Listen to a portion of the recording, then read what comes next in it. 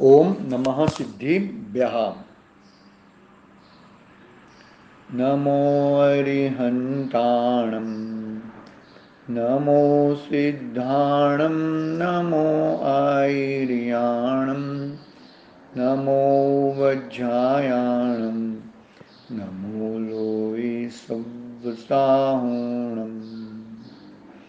मङ्गलं भगवान् वीरो मङ्गलं गौतमो गणे मङ्गलं कुन्दकुन्दार्यो जैनधर्मोऽस्तु मङ्गलं सर्वमङ्गल्यमाङ्गल्यं सर्वकल्याणकारकं प्रदानं सर्वधर्माणां जैनं जयतु शासनम्। तस्य स्वयं स्वभावाप्तिरभावे कुत्स्नकर्मणा तस्मै संज्ञानरूपाय नमस्तु परमात्मने नमस्तु परमात्मने नमस्तु परमात्मने। चेतिले चेतन चेत्या बिना कौन जान केम चालसी।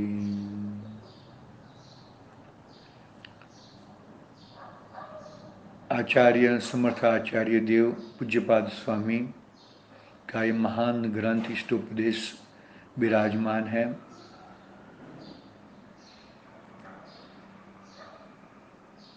प्रश्न था कि ये सब कुछ जानता है फिर भी भूल क्यों करता है। क्या जानता है कि वासना से मुझे दुख होता है, मेरा संसार बढ़ता है, मेरा संसार क्षय नहीं पाता। ऐसा जानने के बावजूद भी ये ऐसा क्यों जानता है, ऐसा वहाँ से छूटता क्यों नहीं है, वहाँ से निकलता क्यों नहीं है। उसकी उत्तरूप गाथा 7 की बात हुई थी कि मोह के कारण। एक ही जवाब क्या है, मोह के कारण, यानी कि मोह तो है लेकिन मोह में जुड़ना, मोह से जुड़ के इष्ट अनिष्ट बुद्धि पर पदार्थों में इष्ट अनिष्ट बुद्धि करना, जहां से सुख मिलता है उसको नहीं देखना और जहां से सुख नहीं मिलता है सुखाभास है, 5 इंद्रियों की पूर्ति है। अरे इंद्रिया रूप में नहीं हूं, मन रूप भी मैं नहीं हूं। जब तक ये नहीं हूं फिर भी वहां पे जुड़ता है, उसका कारण है मोह। मतलब मोह में जुड़ जाता है, मोह भाव में जुड़ जाता है। वो गाथा अपनी 7वीं गाथा पूरी हुई थी कल। उसके बाद प्रश्न शिष्य करता है। शिष्य के प्रश्न बहुत जबरदस्त रहते हैं।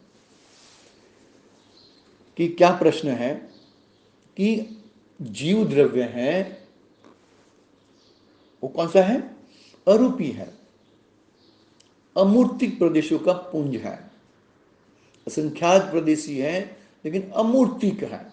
क्या है, अमूर्त आत्मा का मूर्तिमान कर्मों के द्वारा अभिभव पैदा कैसे हो सकता है। क्या कहा, बहुत जबरदस्त प्रश्न है। क्या प्रश्न कहा कि भाई मैं कौन हूं, मैं अमूर्तिक हूं और कर्म कौन से हैं, कर्म कौन से हैं, मूर्तिक। पुद्गल पुद्गल पदार्थ कौन सा है, मूर्तिक है। मैं कौन सा हूं, मैं चेतन हूं और वो अचेतन है, जड़ स्वभावी है। तो वो मेरे क्षेत्र में कैसे आ सकते हैं।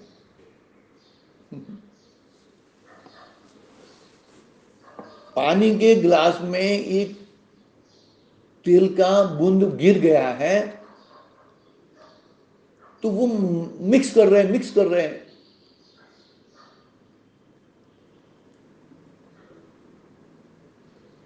मिक्स, जो भी मिक्स नहीं होता, मिक्स नहीं होता ना। एक क्षेत्रावगा है, पानी जहां पर है वहां पर बूंद है, फिर भी मिक्स नहीं, लेकिन वो क्या यहां पर है कि भाई जो मूर्तिक वस्तु अमूर्तिक के साथ रह नहीं सकती है, लेकिन एक क्षेत्रावगा रही है। समझना, हम आचार्य देव की भाषा ही समझेंगे वो क्या कहना चाहते। देखो, वो अमूर्त आत्मा का मूर्तिमान कर्मों के द्वारा अभिभव पैदा कैसे हो सकता है। उत्तर रूप आचार्य कहते हैं कि नशे को पैदा करने वाला, नशे को पैदा करने वाले कोद्रव, कोदो, धान्य को खाकर जिसे नशा पैदा हो गया है, नशा पैदा हो गया है, ऐसे पुरुष घटपट आदि पदार्थों के स्वभाव को नहीं जान सकता। उसी प्रकार क्रमबद्ध आत्मा पदार्थों के स्वभाव को नहीं जान पाता। कर्म से बंधाया हुआ आत्मा स्वभाव को नहीं जान पाता, अर्थात आत्मा व उसका ज्ञान गुण यद्यपि अमूर्त है, फिर भी मूर्तिमान को द्रव्यादि धान्यों से मिलकर वह बिगड़ जाता है। उसी प्रकार अमूर्त आत्मा मूर्तिमान कर्मों द्वारा अभिभूत हो जाता है और उसके गुण भी दब जा सकते हैं, दब जाते हैं, नाश नहीं हो जाते। आई बात समझ में? दब जाते हैं, नाश नहीं हो जाते।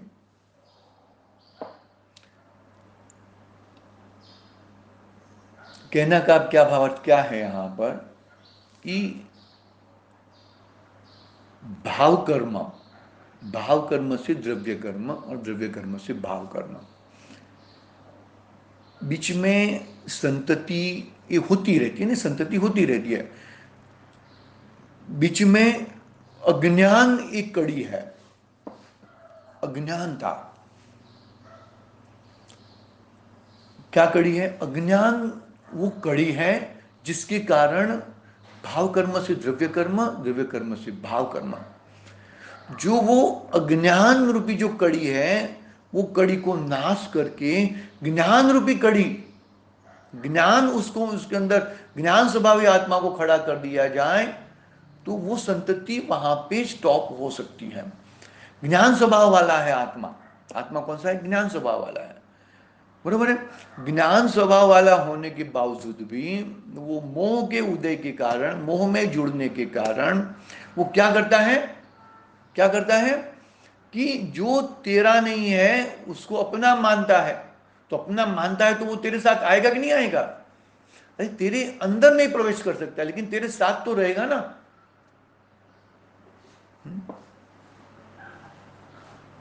मित्र का मित्र, मित्र, और मित्र का दुश्मन, दुश्मन। तो भाई वो भले तेरे साथ नहीं आता है, वो तेरे अंदर प्रवेश नहीं करता है, लेकिन वो तेरे साथ तो रहता है ना, एक क्षेत्रावगा रहता है। तो वहां पर क्योंकि क्या है, असंख्यात प्रदेश है ना, तो आत्मा जहां जहां पर है वहां पर कर्म है, और वो कर्मों के कारण सुख दुख का वेदन करता भी है वो। देखो यहां पर क्या कहना चाहते आचार्य देव कि मूर्तिक और अमूर्तिक, तेल और पानी कभी मिक्स नहीं होते, लेकिन वो तेल वाला पानी पीने लायक नहीं है ना। जान लो, यहां पर ऐसा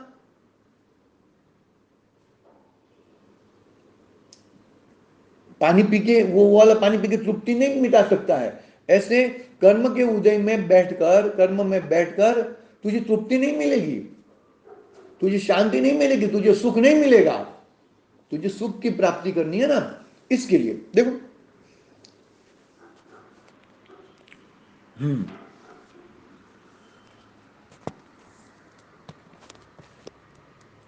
क्या कहते हैं, शरीर आदि को स्वरूप को न समझता हुआ आत्मा शरीर आदि को किसी दूसरे रूप में ही मान बैठता है। देखो क्या कहते हैं यहां पर आचार्य देव, आठवीं गाथा का उच्चारण हो रहा है कि स्वरूप शरीर आदि को शरीर आदि को के स्वरूप को न समझता हुआ आत्मा शरीर आदि को किसी दूसरे रूप में मान बैठता है। यानी कि जो कर्म है, कर्म का स्वरूप वो समझता नहीं है, और कर्म का स्वरूप को न समझते हुए वो कर्म मेरे लिए है, मेरा ही है, ऐसा मान बैठता है, और वहां से वो छूटा पड़ने की कोशिश करता नहीं है। देखो गाथा पढ़ते हैं हम, वपुग्रहं धनं दारा पुत्रा मित्राणि शत्रवः सर्वथान्य स्वभावानि मूढ़ः स्वानि प्रपद्यते। पुत्र मित्र घर तनतिया धनरी पुआदि पदार्थ बिल्कुल निज से भिन्न है, मानत मूढ़ निजात। तन धन धर स्त्री मित्र अरिपुत्रादि सहुअन पर भावों में मूढ़ जन माने तेह अनन्यम। क्या कहते हैं? हाँ,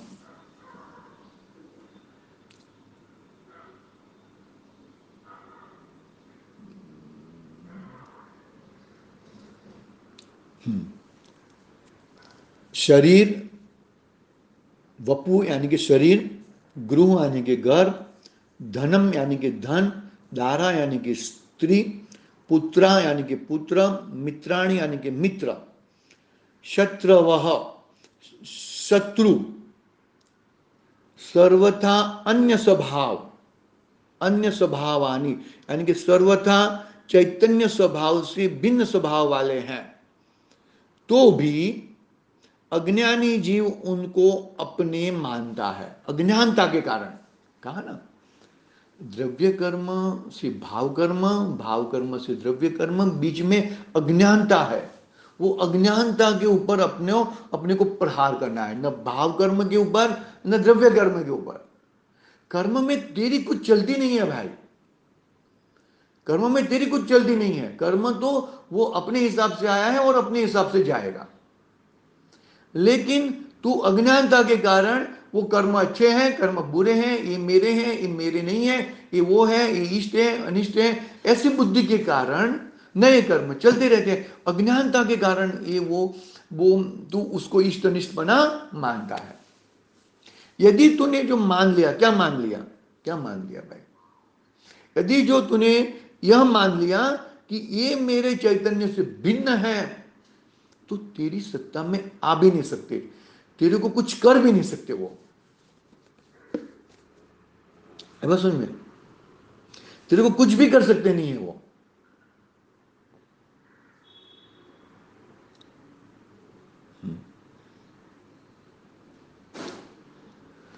बस तू जो मान्यता है, वो मान्यता ज्ञान रूपी मान्यता है, वो तू मान्यता को छोड़ और अपने चैतन्य स्वभावी आत्मा को पकड़, और वो ही मैं हूं ऐसी मान्यता मिला, ऐसा विश्वास कर।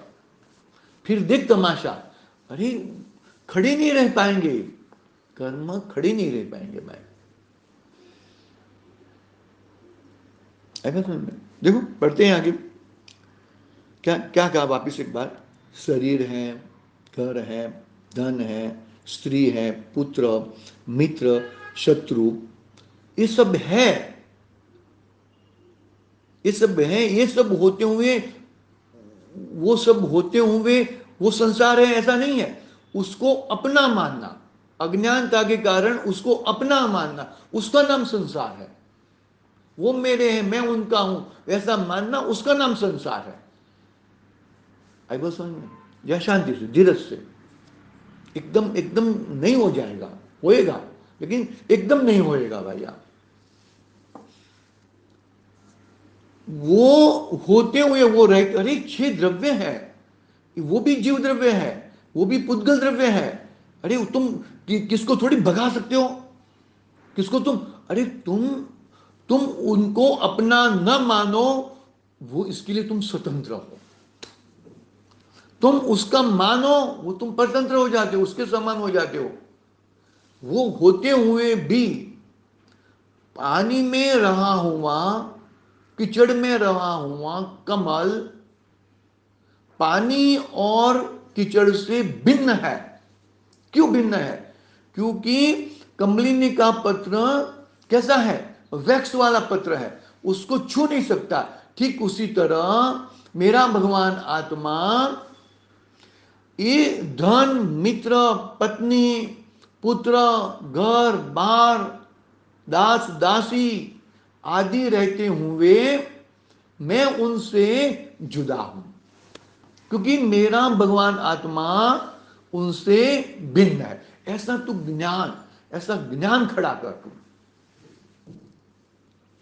ऐसा ज्ञान खड़ा करेगा तो ही तेरा कल्याण होएगा भैया। समझना चाहिए हमें, किस तरह से हमें अपने आप को समझे, मैं कौन हूं वो खड़ा करे, तो ही तू जीव राजा है। जीव राजा के अंदर ये सब नहीं होता।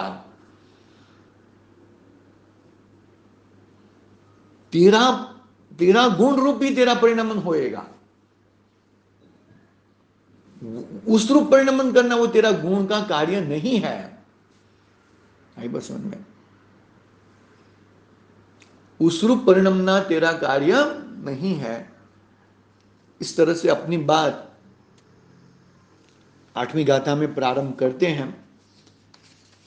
अज्ञानता की कड़ी तुझे हटानी है भाई, किसी भी प्रकार से, किसी भी तरह से अज्ञानता जो है, अज्ञानता की कड़ी तुझे हटानी है।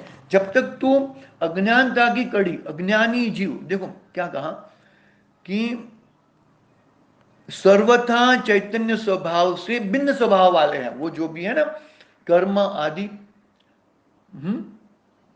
नो कर्म आदि, कर्म में भाव कर्म, द्रव्य कर्म दोनों आ गए, नो कर्म में ये सब आ गए, शरीर, स्त्री, वो सब आ गए। तो वो तू अज्ञानता के कारण अपना मान बैठा था। तू अज्ञानता की कड़ी को हटाकर अपने ज्ञान स्वभावी आत्मा को वहां पे खड़ा कर, तो तुझे जरूर तेरा चीज तुझे प्राप्त होएगी, अन्यथा वो प्राप्त नहीं होएगी। टीका में कल प्रारंभ करेंगे, समय हुआ है, मंदिर जी जाना है।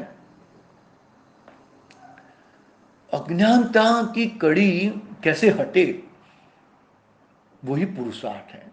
अरे वो रहते हुए, सब चीज रहते हुए मुझे वहां से मुझे वहां से जुदा रहना है, कैसे हो सकता है? हो सकता है तेरे स्वभाव, जैसे कमलिनी का पत्र का स्वभाव है, ऐसे तेरे आत्मा का स्वभाव है, तेरी तेरी वस्तु का स्वभाव है। वो तू कर सकता है, वो तू भूल गया है। तू 4 हाथ की चादर के सामने तू तेरा अनंत सागर वाला, सुख सागर वाला भगवान आत्मा को तू भूल गया है। वो भूल को कैसे निवारे, भूल को कैसे पकड़े? भूल निवारने के लिए तेरी दृष्टि बदलनी है। और कुछ करना नहीं है। उसकी देखेंगे बात, कल हम करेंगे। आज के लिए ओम नमः सिद्धि व्यय। निज निधि निज में बताई, यह अनंत उपकार है।